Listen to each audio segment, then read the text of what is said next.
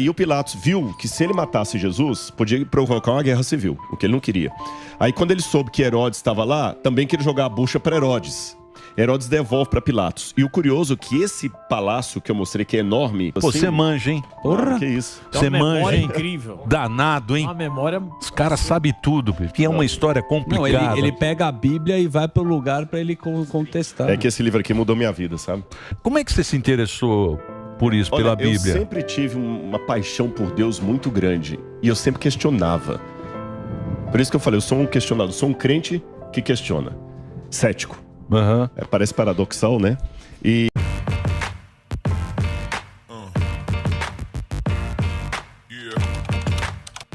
Tem um professor chamado Shimon Gibson, um grande arqueólogo israelense, e tem um outro historiador também, Al Meron, que estão desenvolvendo algumas pesquisas agora. Eu tenho até uns vídeos aí para mostrar onde poderia ser o pretório onde Jesus foi julgado. Você foi lá a Israel. Certo. E tem a famosa Via Dolorosa. Perfeitamente.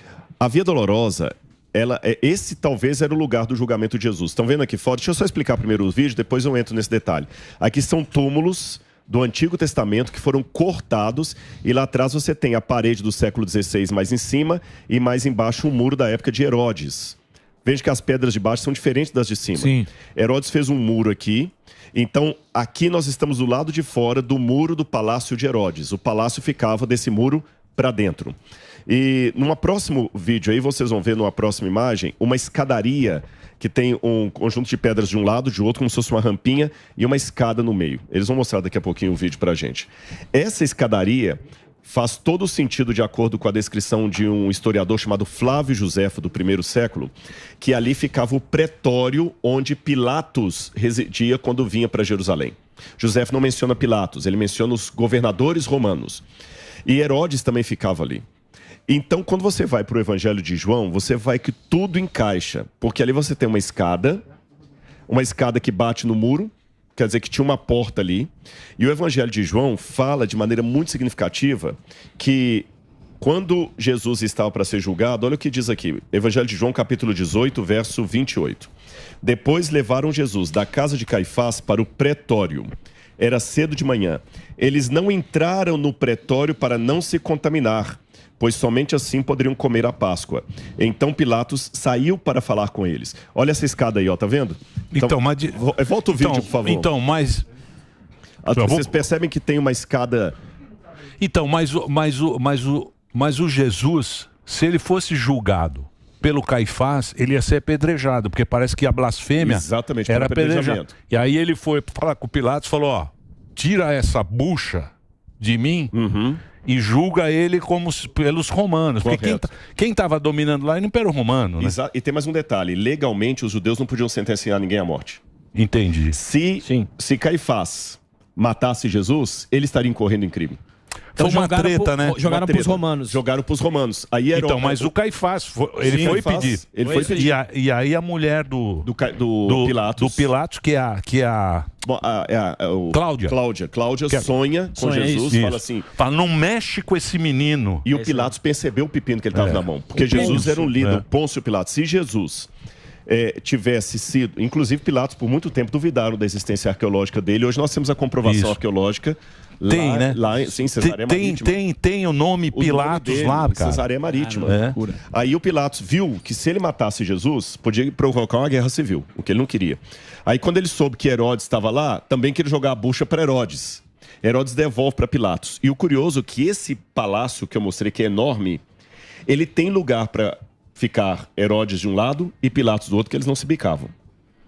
Agora, normalmente, a tradição da Via Dolorosa vai dizer que Jesus foi julgado lá na Fortaleza Antônia, lá dentro da Cidade Velha, num lugar que não tem nenhuma evidência palaciana. Entendi. Tudo indica, do ponto de vista arqueológico, que Jesus foi julgado nessas escadarias que eu mostrei para vocês. Aí onde a gente viu. Se Jesus foi julgado aqui, nessa escadaria aí, porque Pilatos saiu... Os judeus não queriam entrar no pretório para nos contaminar na Páscoa. Pilatos saiu. Então faz sentido, ele sai do palácio. Aqui nós estamos com a câmera, tem espaço para ficar uma pequena multidão. E perto daquela árvore que está junto com a parede ali, você tem um pavimento de pedra E o Evangelho de João diz justamente isso. Vou ler para vocês aqui, olha. Quando Pilatos, João 19, verso 13, ouviu essas palavras, trouxe Jesus para fora, de novo, para fora. Assentou-se no tribunal no lugar chamado pavimento, em hebraico, Gabatá. Gabatá em hebraico, em grego está litrostos. Litrostos significa pavimento de pedra. E você tem um pavimento de pedra ali e um lugar para um tribunal. Isso é uma coisa muito inédita. Então, se Jesus foi julgado ali, a gente tem que repensar toda a trajetória de Via Dolorosa.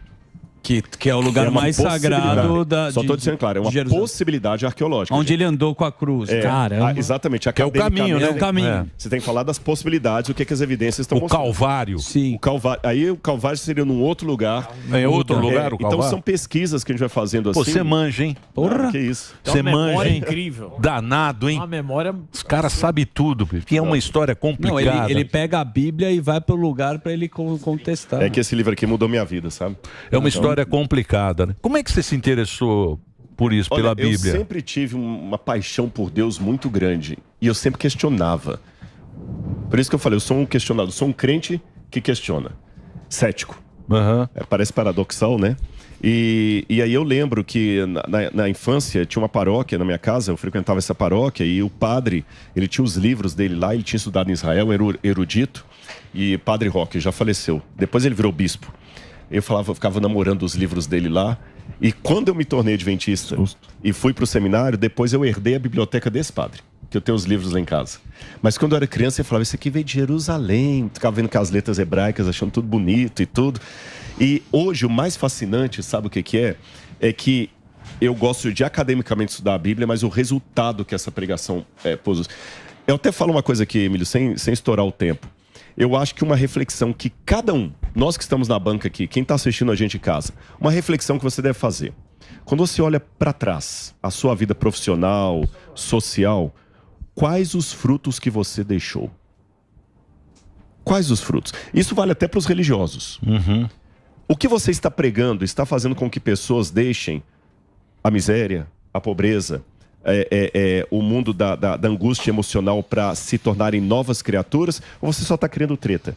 Eu estou falando inclusive para os religiosos. Sim. O legado. O legado. Qual o legado que você está deixando? Olha para trás. As pessoas com quem você se relacionou, os amigos. E eu fico feliz, não para a glória minha, mas de Deus, que há muita polêmica, há muito hater. Mas a despeito das polêmicas e dos haters, quando eu abro esse livro, eu tenho gente me agradecendo na rua. Cara, eu fui... Mas diz que hater dá engajamento. Me falaram isso. Likes. Me falaram, não, os haters, tem muito hater, xingam muito Quanto você, mais bate, mais cresce, os caras xingam e tal. Falei, não, mas hater é bom, eu adoro os haters. Pega em Jesus. Agora eu gosto dos haters. Jesus tinha hater pra caramba. Até falar chega. Mais hater que seguidor. Esse livro muda vidas. Coloque esse livro dentro de uma penitenciária de alta periculosidade e depois de 6 meses você tem uma igreja funcionando lá dentro com um monte de ex-traficante, um monte de ex não sei o que e tudo, e o juiz implorando. Agora estão querendo cortar isso, né? Estão querendo proibir que fale de Bíblia nos presídios, infelizmente. Mas eu já tive, na minha experiência, quando eu fui pastor de igreja lá no interior de Minas, um juiz batendo na minha porta falando o que ele precisava fazer para eu levar a Bíblia dentro do presídio. E a gente batizou lá 2 presos lá em Araxá.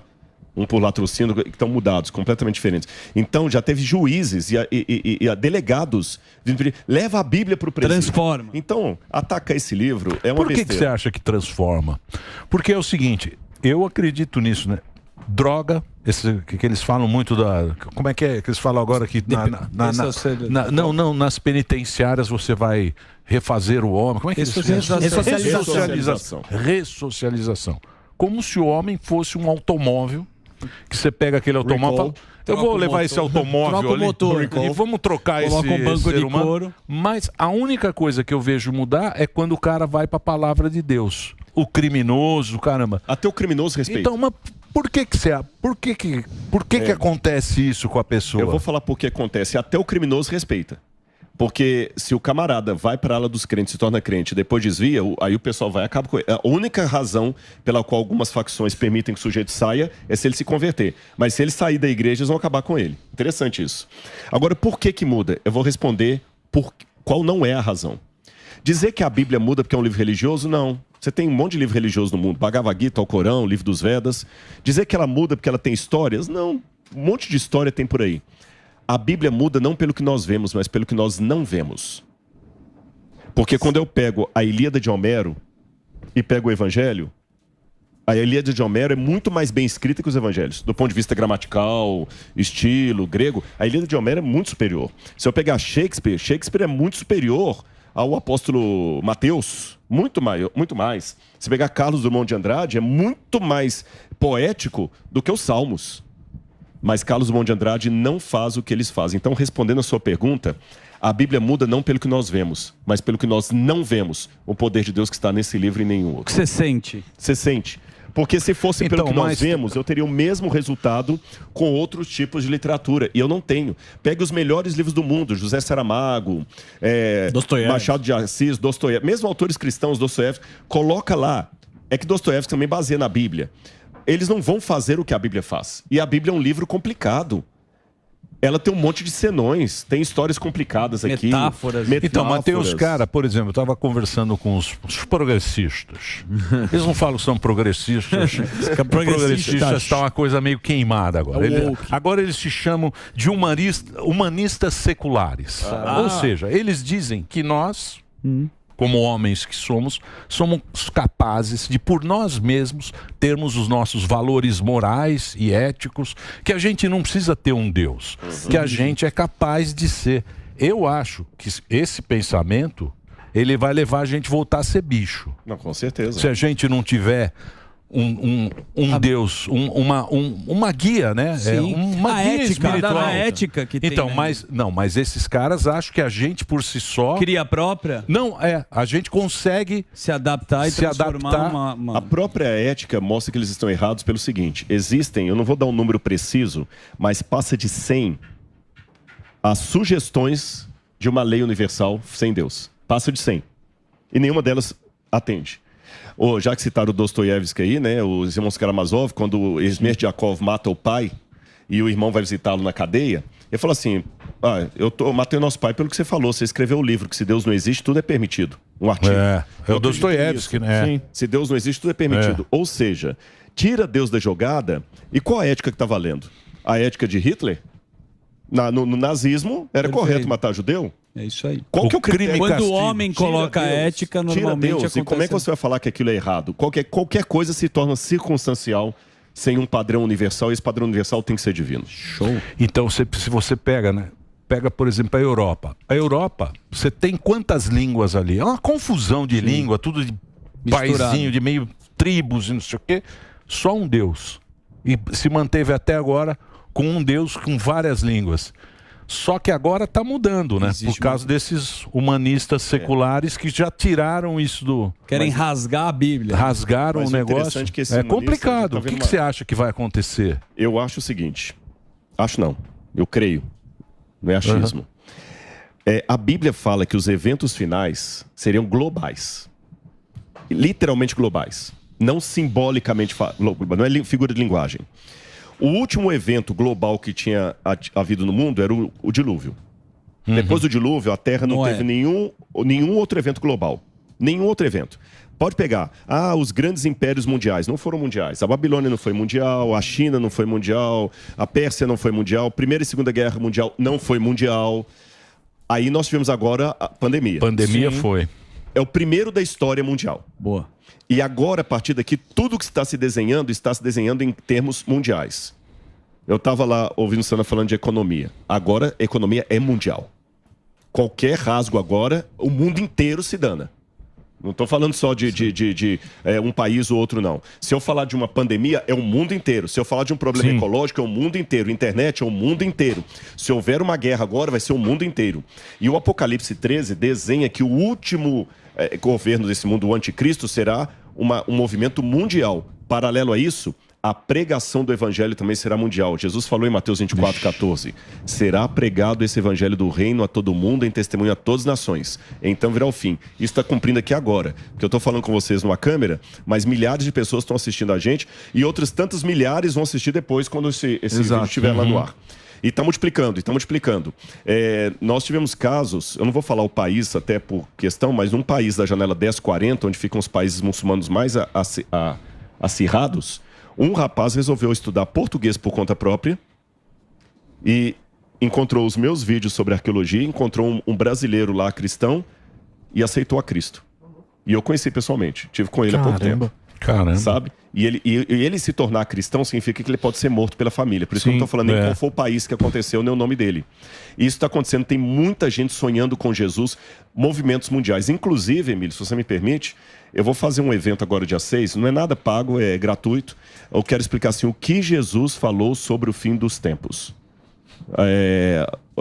Vai ser às 19 horas. Tem um link que o pessoal vai deixar, eu acho que o Silvestre colocou o link aí. E nesse link... o que Jesus disse sobre o fim dos tempos. Eu vou explicar. Tá bonito, hein? Isso é inteligência artificial. Tá bonito. Nossa senhora, hein, Rodrigo? Sou eu. Essa é do Tinder. Até eu me apaixonaria ali, viu? Essa é do Tinder. Obrigado, viu, gente? Então a gente quer explicar isso pro pessoal, porque o que Jesus ensinou sobre o fim dos tempos, que tem muita bobagem também sendo dita por aí. Vamos convir, né? Tá vendo? Fiquei curioso. Não, mas você é um cara sério, você é um cara... Manja, né? Que manja muito e tem uma linguagem... Você fala bem, isso que é importante... E fala de um jeito que todo mundo entende. E gosta, e você é um cara que trabalha sério. E faz coisas. O seu legado está garantido. Tá sendo passado. Se essa é sua preocupação, pode o ficar seu tranquilo, legado está garantido. Valeu, Emílio. Obrigado mesmo. Muito legal. Vocês têm mais perguntas? Sabe que eu queria falar do... Pois não. Vai lá. Não, você estava falando a respeito do Apocalipse. Tem uma parte que eu cheguei a ver uma palestra do senhor e... Senhor? Nossa, agora eu me senti... Velhão. Fala que o cara tá bonito na foto, chama ele de velho. Que é a questão... Faz botox pra mim. Faz botox aqui na testa, no bochecho. Que é a questão da noiva. Que a noiva que é considerada a esposa, que espera o esposo, que no caso do Apocalipse seria Cristo, só que aí a esposa trairia o esposo e se juntaria à besta. Como é que é a interpretação disso? Na tradição católica, tem uma expressão latina chamada casta meretrix, para falar da igreja. Casta meretrix, traduzindo em linguagem, a pura prostituta, não é? A casta meretrix. Porque desde o Antigo Testamento, Israel era considerado o povo de Deus e a noiva de Deus. Essa já é uma linguagem judaica. Se você vê o Isaías, quando ele fala de Jerusalém, a noiva. E quando o povo de Israel quebrava a aliança, a Brit, o pacto, era como se fosse uma noiva rompendo com seu noivo em adultério. Aí o profeta ia lá e falava assim, como se tornou prostituta a cidade fiel? Está falando de Jerusalém. E o profeta chorava e amargurava, e Jeremias escrevia, aquela cinza que eu mostrei para vocês da destruição de Jerusalém, a linguagem que Jeremias fala para anunciar a vinda dos babilônios é a linguagem de um marido traído. Por que você fez isso comigo? Eu te dei amor, eu te dei tudo. Oséias, comparando Israel com Gomer. Aí Deus ia lá, perdoava e restaurava o povo dele. Quando Jesus traz essa realidade para o movimento cristão que vai nascer a igreja, os cristãos cometem o erro de, às vezes, acusar os judeus sem saber que eles cometem os mesmos erros. Porque na história do cristianismo, muitas vezes, nós, estou falando na primeira pessoa do singular, do plural, nós também quebramos o pacto, quebramos a aliança, rompemos o mundo. Nós matamos judeus em nome de Jesus, na Inquisição. Nós segregamos pessoas em nome de Jesus. Percebeu? Mas é lógico que Jesus não mandou fazer essas coisas. Nós odiamos em nome de Jesus. Nós matamos em nome de Jesus. Toda vez que estamos fazendo isso, nós estamos quebrando a aliança. Nós estamos praticando um adultério espiritual. Então nós precisamos coletivamente, como um povo, nos arrepender dos nossos pecados. Usar... mercantilizar a Bíblia Sagrada. Sei lá, várias coisas. Nós estamos difamando o nome de Deus. Então, ou nós nos arrependemos, ou ele vai nos punir. A promessa do Apocalipse é que, assim como Israel se arrependia e um remanescente voltava da Babilônia, que chama remanescente, Isaías fala muito, um remanescente voltará. O que é remanescente? O que sobrou da igreja também, um remanescente voltará, ficará fiel. Mas muitos se perderão em nome de Deus. Só vai ficar bom. Nós já não temos essa certeza. Já temos uma vaga não é? Queria agradecer. Minha vida é a Bíblia. Obrigado, parabéns. Fora, viu? Ó, Valeu, deixa eu passar. Oi? Falei que minha vida é a única Bíblia que muita gente está lendo lá fora. É isso aí. Valeu, Emílio. Obrigado.